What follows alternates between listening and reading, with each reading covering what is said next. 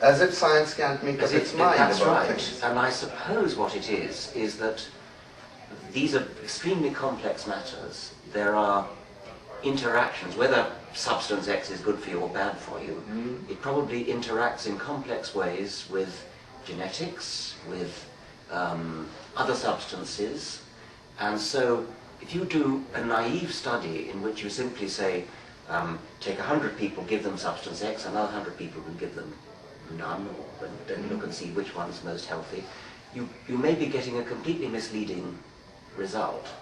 There may be a U-shaped relationship, or an inverted U-shaped relationship. And so depending upon where you are on the U, are you on the upper slope, are you near the top, are you on the downward slope, where the position on the U-shaped curve may be determined by something else. Right. And so as long as you don't recognize that, as long as you think in a sort of one-dimensional way, then you may get a totally contradictory result depending upon whether you're on the upward going slope of the U, the downward slope. And if the curve is more complicated than a U, if the curve is some sort of squiggly thing, then even worse. And if the position on the curve is determined by genes, by age, by total quantity of food eaten, by size, there are all sorts of things, maybe even complex interaction with those.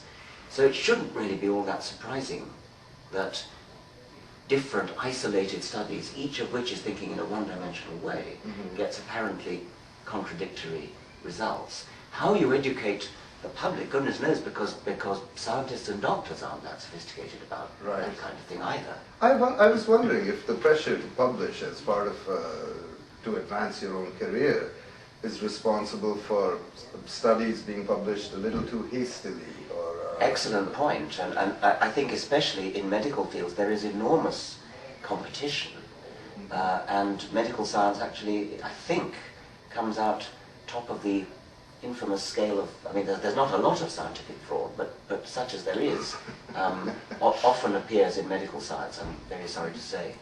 And I think it's because of driving ambition, which starts in pre-medical school. Well, okay, moving right along. Do you think that it's possible to have life that is not RNA or DNA based? I'd love to know. I often, when I meet biochemists, I often invite them to devise a sort of alternative biochemistry.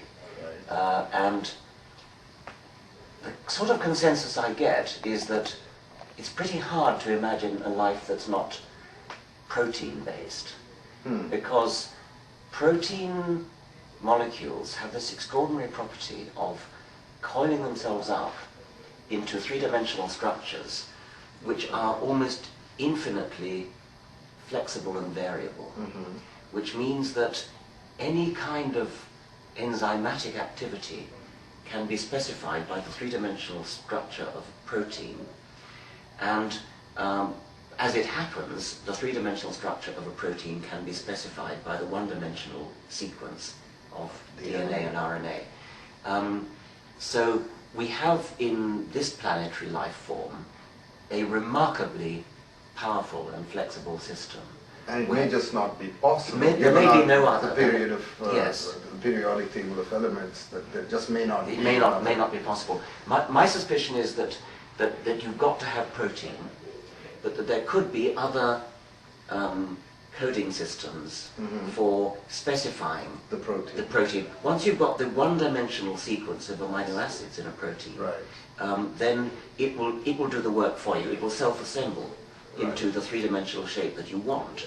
And my understanding is that if you were ingenious enough, you could specify a protein that would fold up into any shape you like. I'm not sure about that, but I think that is possible. So maybe there are other life forms that still use protein, but which use a different coding system. Maybe not even a one-dimensional coding system, although that's a separate question. Does it have to be one-dimensional? Then there's an intermediate case. Could it be DNA but using a different genetic... I bet it could. I mean, there's nothing special about the genetic code, I suspect. DNA but with a different genetic code. Maybe a different set of not 20 amino acids, but maybe a completely different repertoire of amino acids. That too might be arbitrary. It's funny how the code is so much like a Turing machine tape. With a read Well, yes. I mean, it is a the one-dimensional simplest tape, sort of. and I don't really see why you shouldn't have a life form with, say, a two-dimensional code laid out as a two-dimensional graph. Three-dimensional might be harder because it's difficult to get into the interior to read it. But I don't see why you shouldn't have a two-dimensional code. Well, you've sort of answered the next question I was going to ask you, or at least pointed to an answer, which was that I was going to ask you, why is it that life originated only once, that all organisms are descended from the same proto-organism or whatever? Yes. That why couldn't, once it had originated somewhere, we've had 3 or more billion years, why didn't it come up elsewhere? And perhaps part of the answer is what you're saying, that... Well, yes, we don't know that it hasn't originated elsewhere in the universe. You're talking about yes, once on Earth. On Earth. Yeah. How come in more than 3 billion years Yes. you didn't have Yes. several different... Quite. Well, events? Paul Davies, the physicist, is actively seeking for other forms on Earth. I think he's right. That his point, it's a little bit like Pascal's wager, it's unlikely to be true, but wouldn't it be wonderful if it was, and so it's worth putting a lot of effort into it. Or a bit like SETI, the Search for Extraterrestrial Intelligence, which again is unlikely to succeed, but it would be huge dividends, scientifically speaking, if it were true. So Paul Davies is looking for that. How do you look for that? In strange yes, places, like undersea... Yes, yes, I should have thought so, vents yes. of that But I kind? mean, I think one of his points is that not all bacteria have even been looked at. We just assume that all bacteria and all archaea, that all microorganisms we've looked at, all have the same DNA, RNA, protein-based life form. Maybe we should look at more. But I think, as I think he does, the chances of that being true are small. I mean, I think all life on this planet probably is DNA, RNA based. and descended from the same. Because And, even yes, that's certainly descended from the same, because the DNA code is universal. I mean, so for all that have been looked at, I mean, maybe what we'll discover is a different life form that has DNA but a different DNA code. That would be utterly intriguing. Right. We don't know, of course, that there weren't other life forms that originated and were promptly eaten by bacteria, and that's another fairly likely possibility. But I think the most likely possibility is that the origin of life was itself a very, very, very improbable event. And But it happened so early on in the well, history of the it Earth. happened within the first 500 million years. Right, I'd say, and yes. since we've had another 3.5 billion years or more, and you'd Well, think... within the first billion years, I mean, Earth began 4.6 billion years ago. We have fossils from about, what, 3.8 billion, 3.7 billion, something like that. So it's almost a billion years. Yes, it's a good point. So maybe it's not that improbable. But then you have the Fermi question, where are they? Why haven't we been visited? Maybe life itself is not uncommon in the universe, but intelligent life that's capable of inventing radio technology, which is the obvious way we would detect it, is uncommon. So maybe there are other barriers. Maybe the origin of life is not a great barrier, but the origin of technology is a great barrier.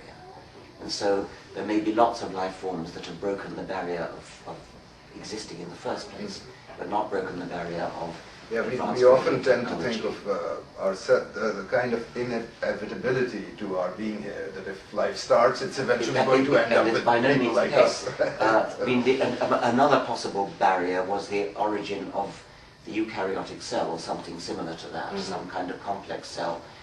Maybe that was the big barrier. Maybe there's the equivalent of prokaryotic bacterial life all over the universe, but only here, or only in very, very few places has it broken the barrier to complex cells. So there are various sort of barriers available